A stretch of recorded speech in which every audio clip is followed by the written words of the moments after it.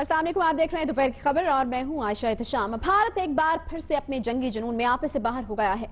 मुसलसल 2 महीने से एलओसी पर सीज फायर मुआहदे की खिलाफ वर्जी की जा रही है, जिसके बायस आज भी 10 निहत्ते शहरी और 3 जवान शहीद हो गए। पाक अफवाज की जवाबी कार्रवाई में 7 भारतीय फौजी भी हलाक हुए। भारतीय जारियत का आलम यह है कि ना मुसाफिर बस को बख्शा, ना ही एम्बुलेंस को। उधर पाकिस्तान में दफ्तर खारजा की बस यही कार्रवाई के भारतीय सिफारत खाने को अपना शदीद एहतजाज रिकॉर्ड करा दिया जाता है। लगता यह है कि अब भारत इक्तिसादी राहदारी के कामयाब आगाज और कश्मीर में चल रही तहरीक आज़ादी में तेजी के बाद अपने होश खो बैठा है। कभी जौहरी हथियारों के तजर्बे कर रहा है तो कभी समंदरी हदूद के खिलाफ वर्जियां। ये सब कार्रवाइयां सिर्फ मोदी सरकार की नई जारहाना डॉक्ट्राइन की जानिब इशारा करती हैं। आखिर भारत जंग का माहौल पैदा करके हासिल क्या करना चाहता है? सवाल ये भी है कि हुकूमत पाकिस्तान मौजूदा हालात में हिंदुस्तान के पागलपन का सफारती और आलमी सतह पर कैसे मौसर जवाब दे सकती है। पीपल्स पार्टी के 4 मुतालबात के बावजूद नवाज हुकूमत ने इन हालात में वज़ीर खारजा मुकर्रर क्यों नहीं किया? आखिर सीज फायर मुआहदे के खिलाफ वर्जियों का मामला अब तक सलामती काउंसिल में क्यों नहीं उठाया गया है? और भी बहुत से सवाल होंगे। हमारे प्रोग्राम में हामिद मीर साहब सीनियर तजकार और एंकर पर्सन ने हमें ज्वाइन किया है। हामिद मीर साहब, सिर्फ 2 महीने से ही नहीं बल्कि अभी भी ISPR के मुताबिक इस वक्त फायरिंग का जो तबादला है वो जारी है। आखिर भारत हमें किस जानिब धकेलने की कोशिश कर रहा है? और अगर हम ये कहें कि हम हालत जंग में हैं, जिस तरीके से हमारे निहत्ते शहरियों को निशाना बनाया जा रहा है, तो क्या दुरुस्त होगा ये? देखिए, अगर सिर्फ 2016 में जो वाकयात हुए उनका जायजा लें तो साल 2016 में भारत ने लाइन ऑफ कंट्रोल पर और वर्किंग बाउंड्री पे 205 मरतबा सीज फायर मुआहदे की खिलाफवर्जी की है। और इस खिलाफवर्जी में जो लाइन ऑफ कंट्रोल और वर्किंग बाउंड्री के आसपास तकरीबन 62 शहरी जो हैं वो शहीद हो गए और तकरीबन 200 के करीब जख्मी हुए। और इसके अलावा बहुत से लोगों के मकानात तबाह हो गए।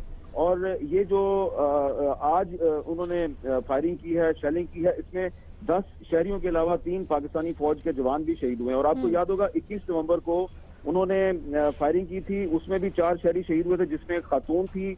और इसके अलावा 15 नवंबर को जम पतनी सेक्टर में इन्होंने स्कूल और कॉलेज पे फायरिंग की। तो मैं ये समझता हूँ कि ये जो साल 2016 में मोदी ने अब तक जो कुछ किया है, तो उसके बाद इस मक्कार, अय्यार, बदकार और ज़हनी तौर पर बीमार शख्स का जो मकरू और मनहूस चेहरा है, ये पूरी दुनिया के सामने बेनकाब हो चुका है। लेकिन बड़े अफसोस की बात है कि हम इन तमाम तर वायलेशन के बावजूद हमारे पास सबूत मौजूद हैं कि एक तरफ जो मोदी है उसकी फौज ने मकबूजा कश्मीर में पिछले 4 माह में 100 से ज्यादा बेगुनाह कश्मीरियों को शहीद किया है। और सैकड़ों जो कश्मीरी हैं उन पर पैलेट गन के फायर करके उनकी आंखों की रोशनी छीनी है। और इस तरफ आजाद कश्मीर में भी 62 कश्मीरियों को शहीद किया है। लेकिन इसके बावजूद हम अभी तक UN सिक्योरिटी काउंसिल में नहीं जा रहे। और कहा यह जाता है जी कि हमारे पास मतलूबा हमायत मौजूद नहीं है और हमारी जो रेजोल्यूशन है वो नाकाम हो जाएगी। लेकिन हमें एक ट्राई तो करनी चाहिए। और सबसे बड़ी बात यह है कि ये जो सारा कुछ हो रहा है, इस सूरत हाल में अगर सरताज अजीज साहब हार्ट ऑफ एशिया कॉन्फ्रेंस में शिरकत के लिए भारत जाते हैं, जो कि वो जाने वाले हैं, और अगर वो भारत जाते हैं तो ये आप फिर मकबूजा कश्मीर और आज़ाद कश्मीर के लोगों को क्या पैगाम देंगे? हमारा दफ्तर खारजा ये कहता है जी कि हम इसलिए वहां पे जा रहे हैं हार्ट ऑफ एशिया कॉन्फ्रेंस में कि क्योंकि ये अफगानिस्तान के बारे में है। तो अफगानिस्तान के बारे में है कोई, हमारी अफगानिस्तान के साथ बड़ी कमिटमेंट है। अफगानिस्तान पाकिस्तान का हमसाया है, हमें अफगानिस्तान की फलाह बहबूद के लिए सब कुछ करना चाहिए। मीर साहब, ये सलामती काउंसिल में ना जाने वाली बात कल रात आप ही के प्रोग्राम में हुई है, श्री मजारी साहिबा ने कहा है। मैं जानना ये चाहूंगी कि आपको क्या लगता है कि इसके पसे पर्दा क्या वजूहात हो सकती हैं? आखिर क्यों हम सलामती काउंसिल में LOC की जो मुसलसल 2 महीने से खिलाफ वर्जी हो रही है, इसको क्यों नहीं उठा रहे? देखिए, इसमें यही कहा जाता है जी कि अगर हम इसको उठाएंगे तो हमें मतलूबा हमायत हासिल नहीं होगी। तो अगर हमें हमायत हासिल नहीं होगी तो इसका मतलब ये है कि हमारी खारजा पॉलिसी नाकाम है। अब देखें ना, मोदी जो है उन्होंने ये पिछले 5-6 महीने में बहुत से मुस्लिम ममालिक के दौरे किए हैं और उनकी तस्वीरें आप देखें, वो मुख्तलिफ जो अरब शेख हैं उनके साथ।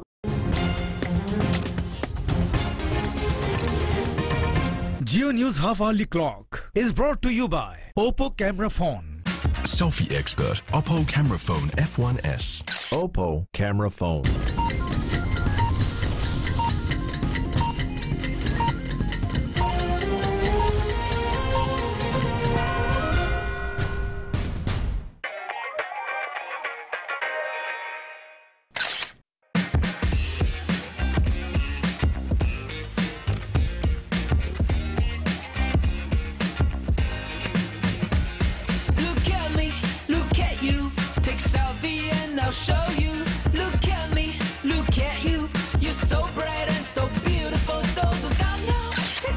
Selfie expert, Oppo camera phone F1S. Oppo camera phone.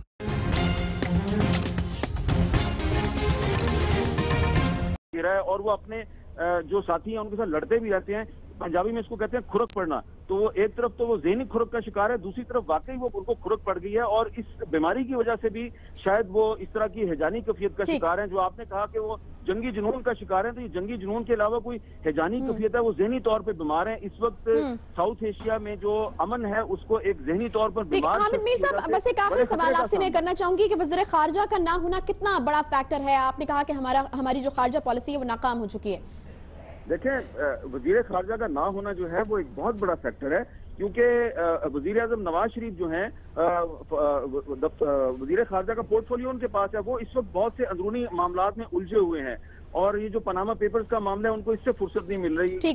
हालांकि ये उनका एक फैमिली इशू है, लेकिन उसकी वजह से वो फंसे हुए हैं। तो इस सूरत हाल में जो सरताज अजीज साहब हैं और तारिक फातमी साहब हैं, उनकी हैसियत वजीर खारजा की नहीं है। बज़ाहिर यही कहा जाता है कि जी इनके पास वजीर खारजा का पोर्टफोलियो ना होने के बावजूद इनकी हैसियत वही है, लेकिन जो हकीकत है उसको हम छुटला नहीं सकते। ठीक है, बहुत शुक्रिया हामिद मीर साहब। वजीर खारजा होगा तो इस सूरत हाल में वो गल्फ कंट्रीज का, यूरोपियन कंट्रीज का दौरा कर सकता है और वो यूएन सिक्योरिटी काउंसिल में रेजोल्यूशन को टेबल करने से पहले वो लॉबिंग कर सकता है। तो सिर्फ एक जिद और अना का मसला बनाया हुआ है शायद हुकूमत ने, और अगर इस सूरत हाल में भी अगर हम वजीर खारजा जो है उसका तकर्रुर नहीं करते तो ये मेरा ख्याल है कि ये बड़ी ज्यादती है पाकिस्तान के साथ। और मैं बार बार कह रहा हूँ कि अब सरताज अजीज साहब को हिंदुस्तान में नहीं जाना चाहिए, क्योंकि ये जो पिछले 3-4 दिन से हिंदुस्तान की तरफ से किया जा रहा है, इसके बाद अगर हमारा वजीर खारजा जो है या मुशीर खारजा वहां पे जाता है तो इससे मकबूजा कश्मीर और आजाद कश्मीर के वो शहरी जो भारतीय जारहियत का मुकाबला कर रहे हैं, सामना कर रहे हैं, उनको बहुत गलत मैसेज है। ठीक है, बहुत शुक्रिया हामिद मीर साहब, सीनियर तजज़कार एंकर पर्सन हमारे साथ मौजूद थे। दीगर मेहमानों से भी आपका तारुफ कायदा गुफ्तगू का आगाज करेंगे। जाज चौधरी साहब पीटीआई से हमें ज्वाइन कर रहे हैं, पाकिस्तान पीपल्स पार्टी से नवाब अली वसान साहब इस्लामाबाद स्टूडियोज में तशरीफ रखते हैं, जनरल रिटायर्ड गुलाम मुस्तफा साहब दिफाई तजज़कार हैं, लाहौर स्टूडियोज में हमारे साथ मौजूद हैं। जनरल साहब, मैं आपसे आगाज करना चाहूंगी, ये तो बिल्कुल साफ दिख रहा है कि एक मुमकिना जो जंग है उसकी तरफ हमें धकेलने की कोशिश की जा रही है। सलामती कौंसिल में मामला ना उठाने वाली बात हामिद मीर साहब ने की है और वो काफ़ी हद तक वैलिड भी है कि हम इस डर के मारे कि हमें हिमायत हासिल नहीं होगी, हम वहाँ पर भी ये नहीं उठा रहे हैं। तो फिर पाकिस्तान को आखिर करना क्या चाहिए? क्या समझ नहीं आ रही कि क्या स्ट्रैटेजी तरतीब दी जाए? क्या कहेंगे आप? देखिए, मैं समझता हूँ इशू डिफरेंट है। हामिद मीर साहब की बात बिल्कुल सही है। मैं जिस दिन से अनाउंस हुआ मैं उस दिन से ही कह रहा हूँ कि सरताज अजीज साहब का वहाँ जाना बनता ही नहीं है, और उसकी वजूहत बहुत सारी हैं। एक तो ये जो जारी है मसला, साक कॉन्फ्रेंस में फेल कराया उन्होंने पाकिस्तान को, तो उसका पाकिस्तान का जाना बनता नहीं। मसला ये है कि क्या हम ये एक्सपेक्ट कर रहे हैं कि इंटरनेशनल कम्युनिटी यूएन में बैठकर पाकिस्तान को बचा के रखेगी? पाकिस्तान खुद अपने आप को बचाने के काबिल नहीं है क्या? क्या हम दुनिया को ये इंप्रेशन देना चाह रहे हैं कि हम इस वक्त भीख मांग रहे हैं, भारत देने को तैयार नहीं है भीख हमें? अमन आपको कभी कमज़ोरी की पोजीशन से नहीं मिलता। मुदाफ़ियाना तर्ज़ अमल, मुदाफ़ियाना पॉलिसी, डिफेंसिव होना, टोटल स्ट्रेटजिकली डिफेंसिव होना, इंडिया आपको आहिस्ता आहिस्ता पीछे धकेलता जा रहा है। और हम हर दफ़ा कॉम्प्रोमाइज़ कर लेते हैं कि ठीक है इसके बाद किया तो फिर देखेंगे, फिर अगला स्टेप उठाता फिर कहते हैं हाँ देखेंगे। हम हमेशा रिएक्शन में उनके 2 बंदे 3 बंदे 4 बंदे मार देते हैं। इंडिया को इससे फ़र्क नहीं पड़ता। इंडिया जिस तरीके से पाकिस्तान को प्रोग्रेसिवली आहिस्ता आहिस्ता धकेल रहा है पीछे और हम पीछे हटते जा रहे हैं, इसके पीछे खाइए, उसके बाद पीछे हमारे लिए हटने की जगह कोई नहीं है। बात तो जनरल साहब, फिर क्या सिचुएशन बनती हुई इवेंचुअली आपको नजर आ रही है? देखिए, हमने पहले दिन से जंग को रूल आउट कर दिया हुआ है, जंग होनी नहीं चाहिए, लेकिन आपने अगर उसको टेबल से ही हटा दिया बातचीत में, आपने अपने पूरे जो पोस्टर है, आपका जो बॉडी लैंग्वेज है पूरे पाकिस्तान की लीडरशिप की, अगर वो ये कह रही है कि भाई यार प्लीज ये ना करो, हम नहीं लड़ेंगे आपके साथ, आप करो हम नहीं लड़ेंगे आपके साथ। गुड बॉय स्काउट्स और गुड स्मार्टन का दौर नहीं है ये। आपको जब तक एग्रेसिव सारा कुछ आपका ओवरऑल स्ट्रेटेजिकली एग्रेसिव नहीं होंगे, इंडिया कोई बात समझ नहीं आएगी। और दुनिया आपकी बात क्यों नहीं सुन रही? कि दुनिया को सूट करता है पाकिस्तान के इस वक्त उस जगह पे लेके आया जाए जहां पाकिस्तान अमेरिका की ख्वाहिशात के मुताबिक अफगानिस्तान में सारी चीज़ें मान जाए, कश्मीर को छोड़ दे, सारा कुछ है, और मौका मिले तो ग्वादर को भी डुबो दे हम लोग बैठ के। ये दुनिया की इसलिए भारत को शैबी है। और मोदी साहब बीमार भी हैं ज़हनी तौर पर जो बात कर रहे थे, लेकिन इससे ज़्यादा ये है कि ये भारत की ओवरऑल पॉलिसी है, ये कोई वन ऑफ इशू नहीं है, ये वो एक लगायदा एक पॉलिसी है, उसके तहत ये काम कर रहा है। तो जब तक पाकिस्तान अपने आप को, हम अल्हम्दुलिल्लाह हर लिहाज से, कन्वेंशनल लिहाज से भी, जिस तरह अगले जनरल राहील ने बयान दिया है ہم بھارت کا مقابلہ کر سکتے ہیں، لڑائی نہیں مانگتے ہم لوگ، لیکن جب تک آپ دنیا کو اور ہندوستان کو یہ پتہ نہیں چلے گا کہ پاکستان جنگ کے لیے تیار ہے، اور جب اس قسم کی چھوٹی چھوٹی اسکرمشز میں ہم خود لیڈ نہیں لیں گے، ہم خود بھارت کو اس جگہ پہ لا کے کھڑا نہیں کریں گے جہاں پہ بھارت نے ہمیں کھڑا کیا ہوا ہے، تو یہ واقعات بڑھیں گے، اور ہم اگر لڑائی نہ بھی کریں گے تو وہ تو ہمیں مارتا جائے گا ہی۔ ٹھیک ہے، پی ایم ایل این سے محمد زبیر صاحب موجود ہیں، ان باتوں کا جواب یقیناً انہی سے لیں گے۔ محمد زبیر صاحب، یہ بہت زیادہ حکومت پر اس حوالے سے تنقید ہو رہی ہے۔ کل رات کو شیریں مزاری صاحبہ نے بھی کہا کہ سلامتی کونسل میں اب تک ہم نے یہ معاملہ نہیں اٹھایا، حالانکہ 2 مہینے ہو گئے ہیں ایل او سی پر خلاف ورزی کرتے ہوئے بھارت کو۔ جاننا آپ سے یہ چاہیں گے کہ آخر ہماری جو پالیسی ہے وہ اس قدر نرم ہمیں کیوں دکھائی دیتی ہے؟ ہم سلامتی کونسل میں اس کو نہیں اٹھاتے ہیں، ہم ہارٹ آف ایشیا کانفرنس میں جانے کی بات کرتے ہیں، اتنے سخت حالات میں جب ہمارے فوجی جوان جو ہیں وہ سرحدوں پر اپنی جانوں کا نذرانہ دے رہے ہیں، تو ہماری پالیسی اس طرح کی کیوں ہے؟ جی، محمد زبیر صاحب سے ہم رابطہ کرنے کی کوشش کریں گے۔ جاج چودھری صاحب، یہی سوال میں لے کر آپ کی طرف بڑھنا چاہوں گی کہ آخر کیا محرکات آپ کو اس کے پیچھے لگتے ہیں؟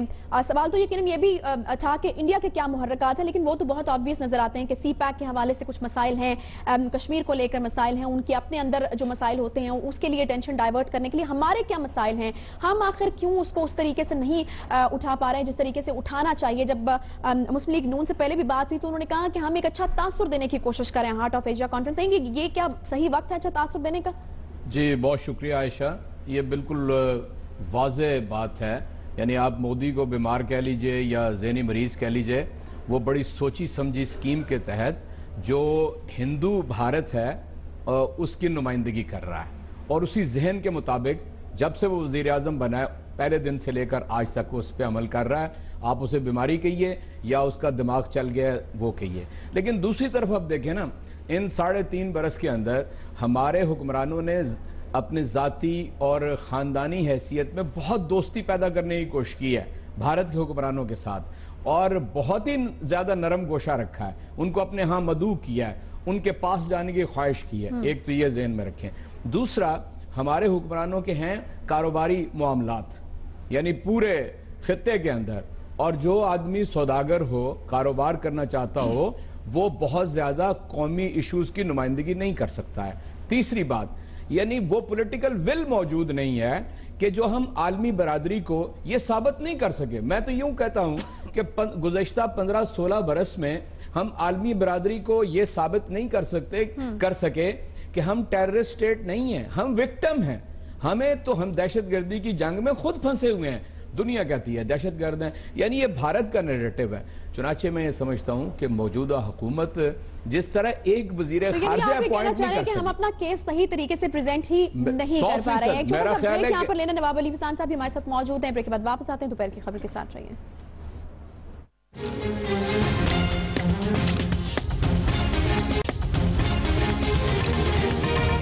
Welcome back. بریک کے بعد ایک بار پھر سے آپ کو خوش آمدید کہتے ہیں۔ وزیر اعظم کے مشیر برائے خارجہ امور سرتاج عزیز صاحب ہمارے ساتھ لائن پر موجود ہیں۔ سرتاج عزیز صاحب، ہارٹ آف ایشیا کانفرنس کے حوالے سے کیا اب فیصلہ بدلے گا جس طرح کے حالات ہیں، یا پھر وہی رہے گا؟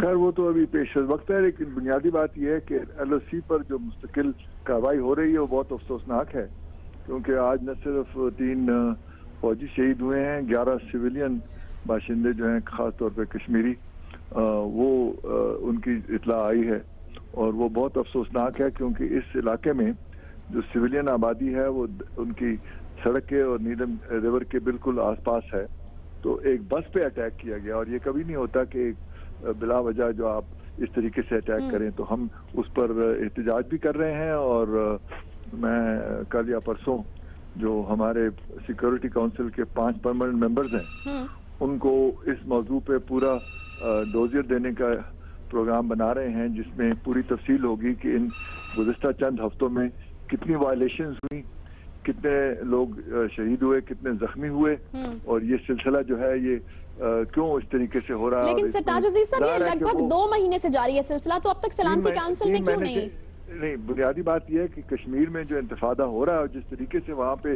ہیومن رائٹس وائلیشن ہو رہی ہیں، ہندوستان کوشش کر رہا ہے کہ توجہ وہاں سے ہٹے اور یہاں پہ حالات خراب ہوں اور دنیا اس طرف توجہ دے، تو وہ اصلی مقصد ان کا یہی ہے کہ وہاں سے جو ان کے ہیومن رائٹس وائلیشن کی اتنی شدید، کیونکہ 90 دن سے اس وقت हड़तालें भी हैं, सब चीज़ बंद है, लोग मुस्तकिल उन पे फायरिंग भी हो रही है, जाने भी जा रही हैं, तो उसकी तरफ से ये तवज्जो हटाने की कोशिश कर। सही। सरताज अजीज साहब, एक ये तनकीद की जा रही है हुकूमत के ऊपर कि शायद उतना एग्रेसिव स्टांस नहीं लिया जा रहा है जितना कि लेना चाहिए, तो क्या आप इस चीज़ को दुरुस्त मानते हैं? डिप्लोमेटिक लेवल पे तो हम बहुत ही एक्टिवली काम कर रहे हैं, खास तौर पे सिर्फ हम नहीं कर रहे, पूरी कश्मीरी जो बिरादरी है मुख्तलिफ ममालिक में, वो अपने अपने मुल्क में बहुत वहाँ पे अदारों से, पार्लियामेंट के मेंबरान से, मुख्तलिफ सोसाइटीज से राब्ते कर रही है कश्मीर में क्या हो रहा है। और अब तस्वीरें भी तकसीम हो रही हैं, मुख्तलिफ जो तफसीलात हैं वो भी हो रही हैं, और हम UN पे भी और बाकी ह्यूमन राइट्स काउंसिल पे भी कर रहे हैं। लेकिन बुनियादी बात जो है वो यही है कि जो कश्मीर के अंदर हो रहा है वो एक ऐसी इंतफादा और ऐसा एक मूवमेंट है जो पहली दफा इतने शद्दोमत से और इतने जोश से हो रहा है, और ये बिल्कुल एक नई नस्ल जो है नौजवानों की, वो बात आज़ादी करते हैं, हिंदुस्तान से आज़ादी, और झंडे पाकिस्तान के उठाए हुए हैं। और ये एक बहुत ही एक मैं समझता हूँ कि सिग्निफिकेंट मूवमेंट वहाँ पे चल पड़ी है, और मुझे यकीन है कि इसका इंशाल्लाह कोई ना कोई खातिर नतीजा निकलेगा। सरताज अजीज साहब, मैं वही पहला सवाल आपसे दोबारा दोहराना चाहूंगी कि हार्ट ऑफ एशिया अब इतनी दूर भी नहीं है वो कॉन्फ्रेंस, क्या पाकिस्तान इस हवाले से नजरसानी कर रहा है? जितने खराब और कशीदा किस्म के हालात हैं, हमारी तरफ से भी कोई एग्रेसिव चीज जानी चाहिए? जी खैर, लेकिन अब वो बायलैटरल विजिट नहीं है, वो एक हार्ट ऑफ एशिया अफगानिस्तान की बात है, और अफगानिस्तान में जो कुछ हो रहा है उससे हमारा बहुत गहरा ताल्लुक है, और हम उससे डिस्कनेक्ट नहीं होना चाहते। लेकिन साफ कॉन्फ्रेंस के साथ जो भारत ने किया वो भी सबके सामने ही है सरताज अजीज साहब। देखें ना, वो उन्होंने गलत किया ना कि आपके बायलैटरल इश्यू से आप जो उन्होंने वो समिट पोस्टपोन करके पाकिस्तान को नुकसान नहीं पहुंचाया, सार्क को नुकसान पहुंचाया। तो हम ये साबित करना चाह रहे हैं कि जो मल्टीलैटरल चीजें हैं उस पे हमारे बायलैटरल चीजों का साया नहीं पहुंचाए, लेकिन बहरहाल अभी 2 हफ्ते हैं तो उसके बाद देखेंगे क्या हालात बनते हैं। सही। इजाज चौधरी साहब कुछ पूछना चाह रहे थे आपसे? सरताज साहब, मैं एक सियासी कारकुन की हैसियत से आपसे ये सवाल करना चाहता हूँ कि आपने फरमाया कि जो कश्मीरी हैं वो पूरी दुनिया के अंदर लोगों से मिल रहे हैं और मेंबरान पार्लियामेंट मुतल्लिका ममालिक के, लेकिन क्या ये पाकिस्तानी मिशन की जिम्मेदारी नहीं है? यानी कश्मीर अगर पाकिस्तान का यानी वो वाला पार्ट है कि जिसके बगैर पाकिस्तान मुकम्मल नहीं होता, ये तकमील पाकिस्तान का एक बुनियादी जुज़्व है, तो क्या पाकिस्तान को खुद आगे बढ़ के कश्मीरियों के कॉज को दुनिया के अंदर आलमी बरादरी के सामने नहीं रखना चाहिए? नहीं जी, मैं तो इस पे कई दफा बयान दे चुका हूँ। जितना काम हमारे मिशन ने 8 जुलाई से किया है इस मसले पर, मेरे ख्याल है पिछले 5 साल में नहीं हुआ होगा। उनकी जो मुलाकातें हैं, उनके जो, और मेरे पास पूरा पुलंदा है उनकी मुख्तलिफ जो वहाँ पे काम हुए हैं।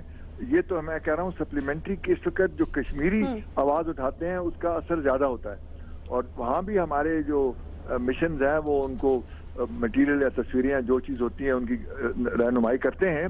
तो उसमें मेरा ख्याल है कि हमने